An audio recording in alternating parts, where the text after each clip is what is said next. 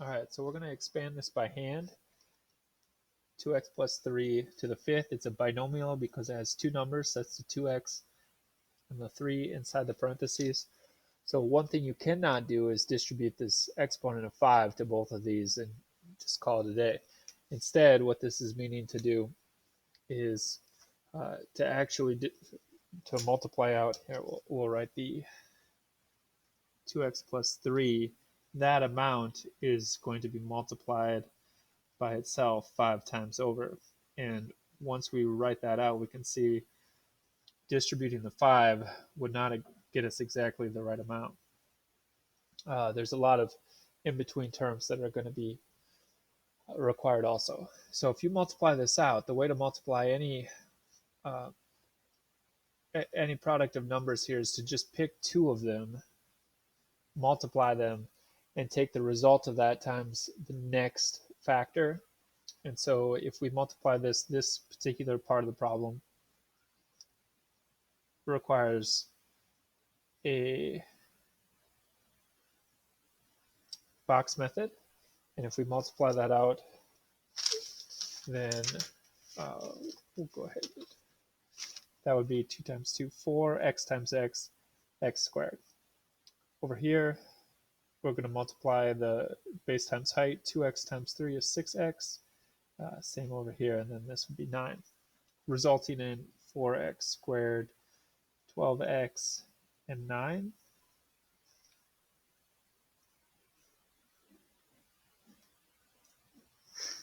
Okay, so if we take that one, then we would take that result and multiply by the next factor, kind of bring this down and do another box.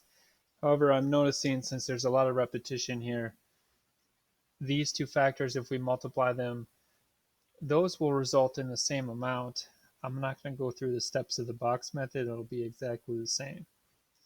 Now, this last factor is kind of a odd one out, 2x plus 3. We still have three numbers that are all getting multiplied, three factors rather, all getting multiplied together. And from here, let's go ahead and take these two and make a box method out of them.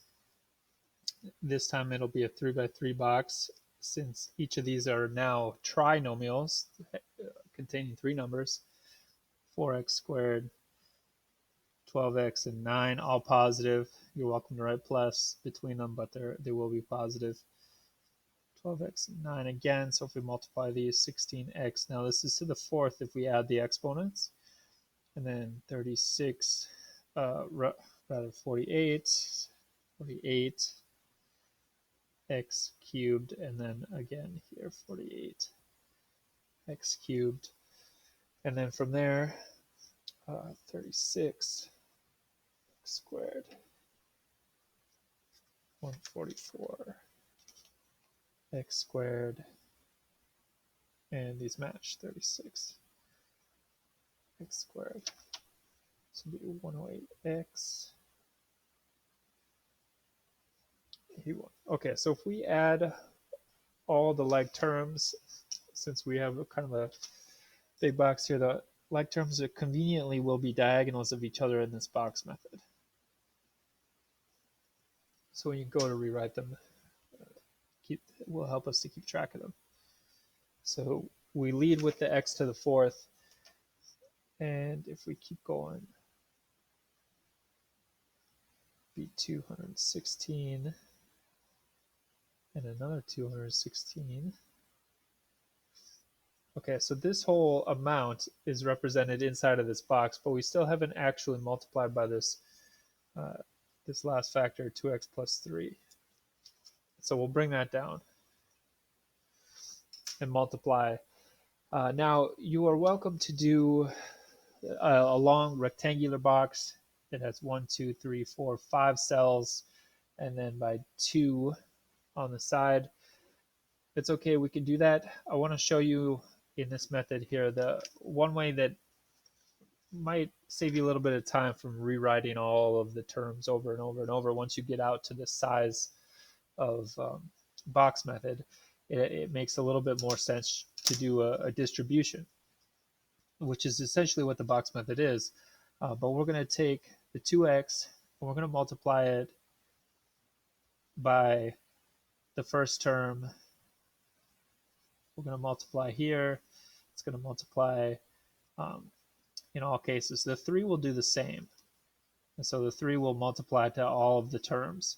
We're doing the box method. We're just not going to write out the box when we do this. We'll keep track of the terms as we multiply them in a different fashion. So this sort of distribution, the 2x is distributing to everything, and the 3 is also distributing to everything. We could have done it the reverse, so we could have done the first term here times both of these two, second term times both the 2x and the 3. Seems a little more efficient to do it with the arrows pointing the way that I put them. But one way or another, everything has to get multiplied and then add to other like terms within the problem. So if we go ahead and multiply these, the 2x and the 16, that would make 32x to the 5th. Then if we continue, we do 2x times the 96, that'd be 192x to the 4th. That was this one. We'll take 2x times 216x squared, and that makes 432x cubed. 2x times another 216 is another 432 x squared, though this time. And then lastly, 2x times 81, 162x. Okay, so we just multiplied that. That would have been the top row of our box if we had made the box method, but now we just didn't rewrite the top of the box and the side of the box. That's what these factors would have, where they would have been placed. Instead, we're just left with the inside of the box, these terms, I mean. Now, we haven't yet done the 3, so let's do that also. Now, when we multiply this 3 times the 16x, that's going to make 48x to the 4th, and I'm just going to line that up with the other x to the 4th term that is already part of the problem. And when we add those together, there's less chance of confusion. They're not lined up in a diagonal way, they're stacked. Continuing, 3 times the 96 is 288. 3 times the 216, 648. And again, 3 times 216 is 348. And then 3 times the 81, it's an x by the way, is just 243. And that's the constant term. There's no x associated with it. It's just the number 243. It's the only thing that is actually a number in this problem. Everything else is a coefficient or an exponent or an unknown x. So if we add our like terms, so this would have been the top row of the box and then the second row of the box. If we add up our like terms, our final answer, then we get 32 x to the 5th, and if we add these, that'd be 240 x to the 4th. These two add together to make 720.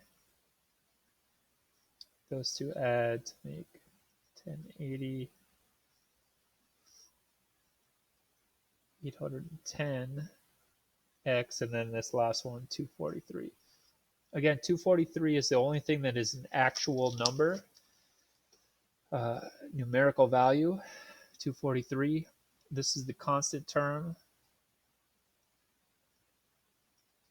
And if you count these terms out, then they count out the way that you would suspect. This would be the first term, and if it's in order, by the way, the leading coefficient, this is the largest exponent. This one has the most effect on the equation overall, since every time x changes, since it's to the 5th, it will change the most.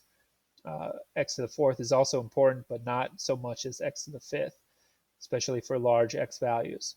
240 tends not to be as important, even though it is larger than 32.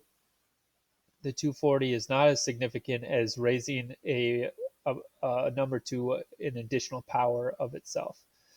the fifth power versus fourth power. So this is the first term, and when I say that, I'm referring to the whole 32 and the x to the fifth, that is the term. And then this is the second term, and so they count out the way that you would count them just as sequences. First term, second term, third term, fourth term, fifth term, and sixth term. So there are 6 terms in this expansion, and that is associated with this 5, so it's always off by 1. If this were, say, for example, a 10, then we would have to do all this work and we would get 11 terms total. So this is our final answer that has now been expanded by hand.